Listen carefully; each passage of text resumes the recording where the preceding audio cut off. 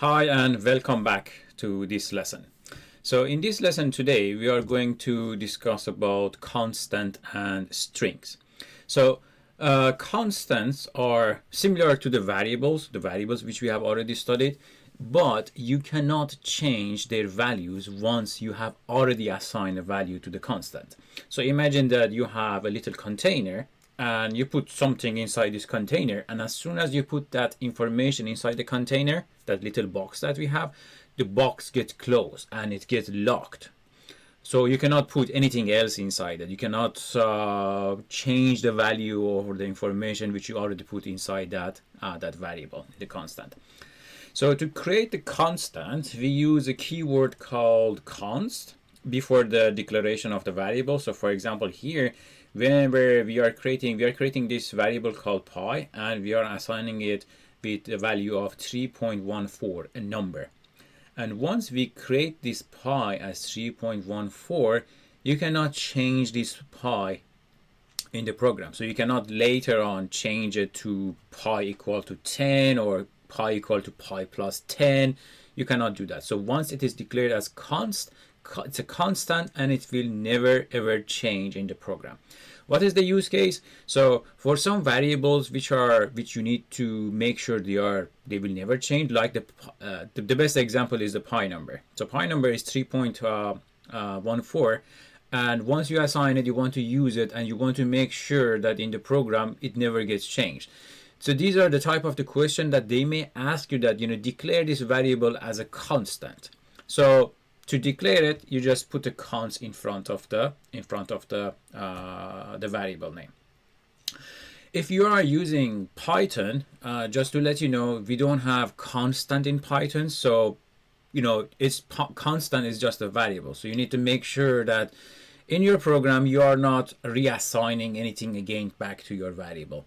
So we don't have constant in the Python, but in the exam reference language of the OCR and the AQA, we have this constant value.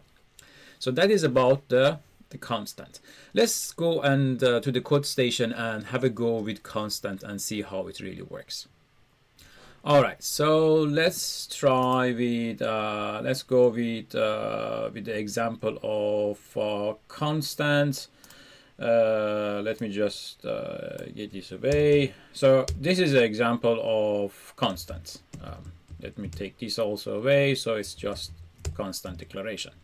So I have declared pi const pi equal to 3.14, and I'm printing that pi. So if I run this program, it shows that pi is 3.14. And if I change it here in the first line, I can change it to 90. And if I run it, it will show you the pi is now holding the number 90. Now, if I try to change the pi in here, so if I try to change the pi to 99, for example, here, and I try to print the pi again, and I run this, now you see I get an error. It is saying that cannot assign to the constant pi. So once you declare the variable as a constant, you cannot change it anymore. So this line over here, this line number 5, this is wrong. You cannot change that. So the pi, this variable pi, which is declared as a constant, it will stay there forever, and I cannot change that value anymore. Okay. All right. So let's head back to our lesson and let's talk about the string. All right, so that was about the constant. Then let's talk about strings. So strings, as we already discussed, string is a variable which holds characters, no mathematical numbers. So everything inside the string is just characters.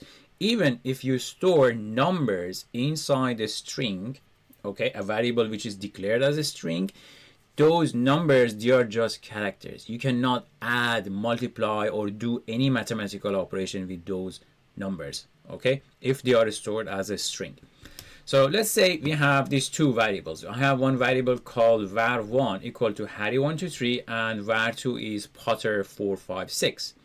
So these numbers that you see here, Harry1, 2, 3, these are just characters. They have no real value, and you cannot do any mathematical operation with those.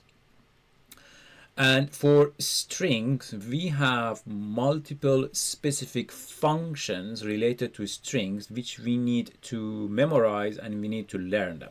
So the first one is to joining multiple strings together.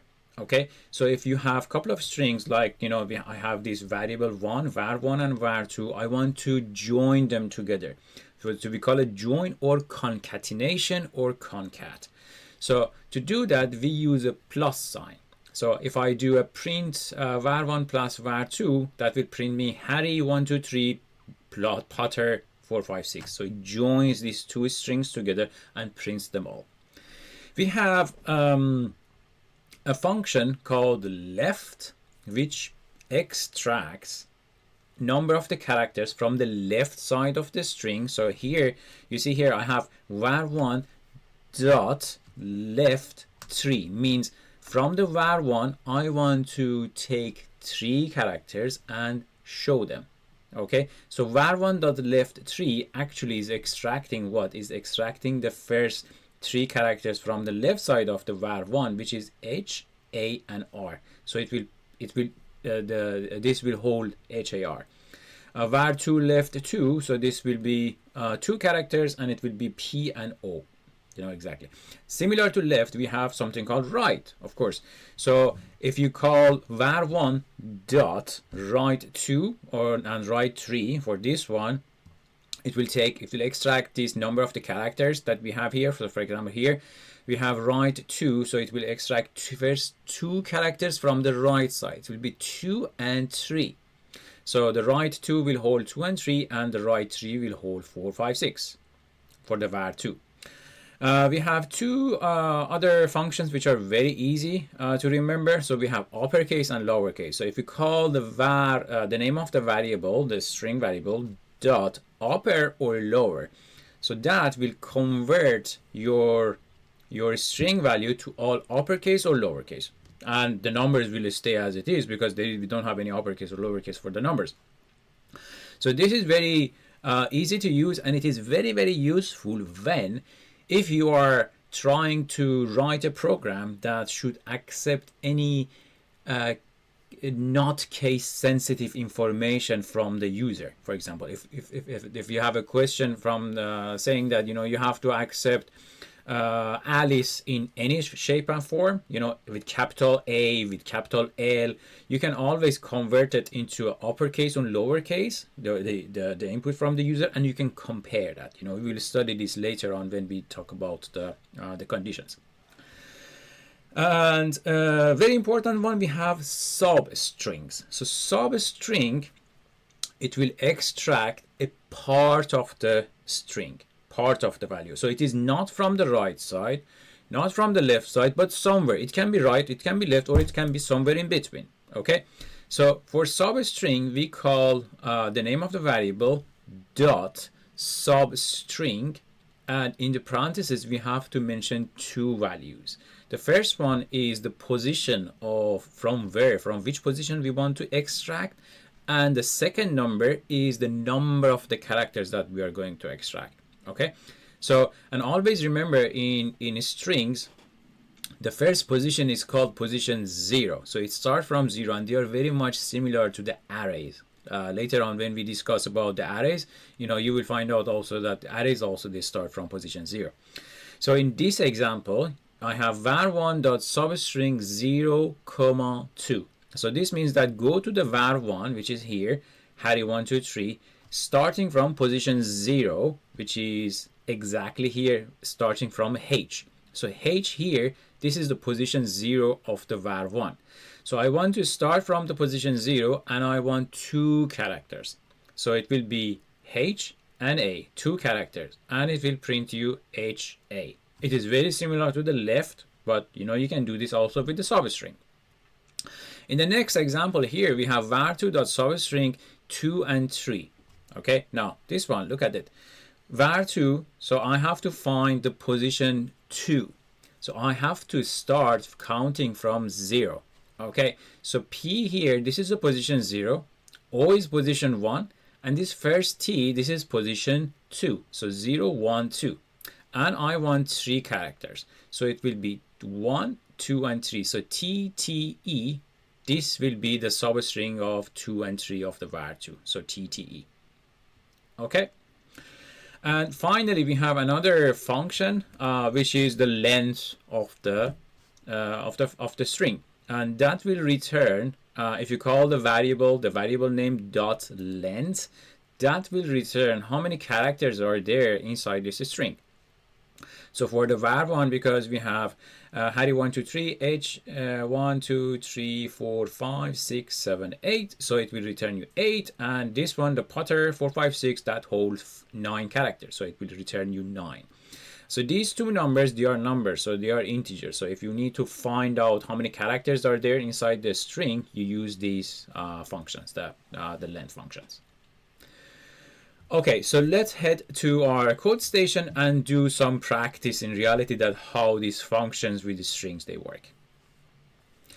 All right, so let's try. So I put these two variables, var1 I have declared it as Harry 1 2 3, and var2 is Potter 4 5 6.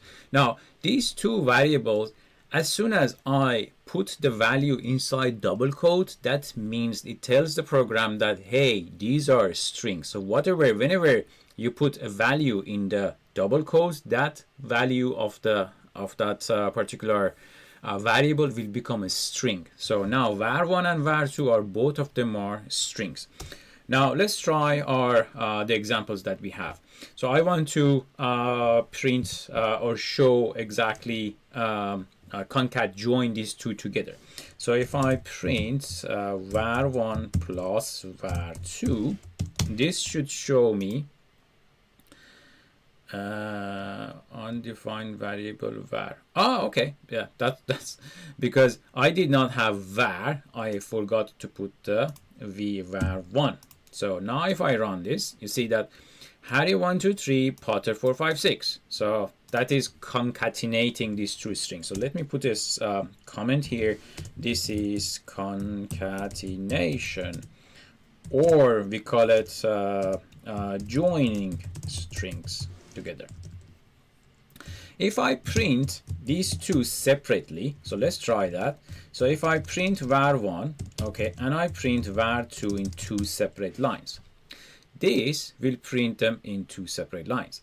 And if I print them without the plus, okay, so if I print var1 comma var2, this will see, you can see that there is a little space between these two, okay, so it is not properly joined together. So this is with plus, and this one is with a comma, so it is not fully joined together. So that is the difference between the concatenation and printing multiple values using a print statement. Okay, so let's try the upper cases and lower cases, upper and lower. So if I print var1 dot upper, so I want to print the uppercase of the var1, and I want to print the var2 dot lower cases. Oh. Now and you see here, now I have Harry 1 2 3 all in capital, and I have Potter 4 5 6 all in lower, and the numbers are numbered because we don't have any uppercase or lowercase for the numbers. All right, so now let's try the left and right. So this is left and right. So I want to print Harry 4 5 6. So I want to just take the Harry from the var1. So I'm going to print from var1 dot, I want to left side of it, left. Now how many characters I want from the left side? I want to print only Harry. 1 2 3 4 5 characters is the length of the Harry. So I want to print 5 characters, and also I want to print from the var2 dot, I want to print from the right side, and I want to print 4 5 6. So from the var2 I will say right, and from the right side of it I want 3 characters. So 3 characters from the right side, and done. Let's run it again now. So here we go. So I have Harry and I have 4 5 6. Now if I want to print Harry 4 5 6 all in one, I can do it like this. I can do var1 dot left 5 plus var2 dot right 3. So if I run this now, you see that now I got Harry 4, 5, 6, right? So from the left side of the var1 I extracted Harry, and from the right side of the var2 I extracted 4, 5, 6, and I'm printing them together. All right, now let's try the substring. So substring, as discussed, it will take a part of this string, whatever we want. We can be from the right side, from the left side, or from the middle. So let's go with, let's extract array, or which one? Yeah, let's extract array from here, array author, something like this. It's just random. So let's do that. So print, I want to print from var1 dot substring of, what do I need? I need to start from position what? So this is, I want to take array, right, without h. So h is position 0, a is position 1. So I want to start from position 1, right? And I want to extract array. So it is what? 1, 2, 3, and 4. So 4 characters. Let's try it now. So just print this. Let me run it now. Oh, I forgot to put var1. I made this mistake in this. I am not have a spelling mistake. Substring. Yeah. So whenever if the color of the keyword is not showing it in purple, means that there is some problem. So I misspelled the substring without the T, and you can change it also with capital S or whatever. So it is very flexible. So substring array. So that is working now. And I want to also extract author, O-T-T-E-R. So I will print from var2 dot substring of, and for author I have to start from again position 1, right? So position 1, comma, O-T-T-E-R. So it is how many characters? 1, 2, 3, 4, 5. So 5 characters I'm extracting from there, and I'm going to print that. Array author. And if you mix them together, of course, we can make it in one line. So let's do that also now. This one with the comma. So you know that if you use comma, that will be, I forgot one of these brackets to close, array author. See that works well. Okay, now let's do that. I have this extra, and you can remove this also, so one of them will be extra. This also works. You can create multiple parentheses inside, print or different, but you need to make sure you're closing them as well. All right, now let's do with the length. So length, as we discussed, it will count how many characters are in the string, right? So I can say I want var1 dot length, and I also want to know what is the length of var2. So var1, before I make mistake, var2 length. Let's try it now. This is 8 characters and this is 9 characters. Now let's say I want to know exactly how many characters are total of these two, right? So if I do it like this, var1 plus var2 dot length. So I have a plus here, right? And if I run it, so 9 plus 8 is 17. Now remember, when I call this is returning an integer number. So that's why this plus that I have here, this is working as adding these two numbers together. let me give you one example of if I store numbers as inside the string and how it works, just as another example. This is numbers as strings. So let's say I have a variable called x, and I'm going to store it 87, and I have another variable called just 8, yeah, to make it yours, yeah, 8, and the other variable I have is holding 2. Okay, now if I do a print of x plus y, okay, this will print me 82. It does not print 10.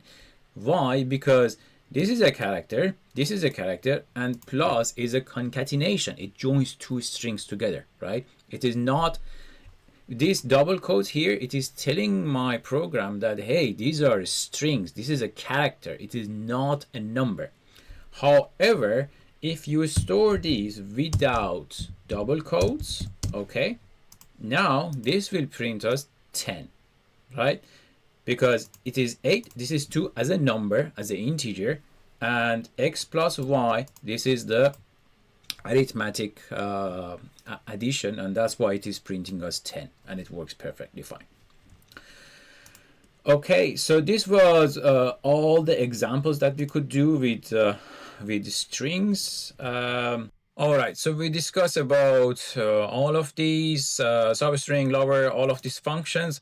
And one more thing, as we already discussed in the last part in the code station, if you have x equal to 5, this is not same as x equal 5 in double quotes. X equal 5 in double quotes, that is a string, that is a character.